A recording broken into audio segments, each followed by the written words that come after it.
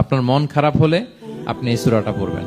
আমাদের এরকম অনেক সময় হয় না যে হতাশ, দেয়ালে পিঠ ঠেকে গেছে, কোনো বের হওয়ার রাস্তা নাই, কই যাব, কোথাও সফলতা নাই, সবাই আমাকে ভুল বুঝতেছে, এরকম মাঝে মাঝে হয় না? আমাদের সবার লাইফে আপস এন্ড ডাউনস আছে। আপনি যখন ভারাক্রান্ত হবেন, কষ্টে থাকবেন, এই সূরাটা পড়বেন, দেখবেন যে আপনার ডিপ্রেশন দূর হয়ে গেছে। আল্লাহর হাবিব সাল্লাল্লাহু আলাইহি ওয়াসাল্লাম যখন এরকম ভারাক্রান্ত ছিলেন, চিন্তিত ছিলেন, তখন আল্লাহর হাবিব সাল্লাল্লাহু আলাইহি ওয়াসাল্লামকে চিন্তামুক্ত করবার জন্য আল্লাহ তাআলা এই চমৎকার সূরাটি নাযিল করেছেন।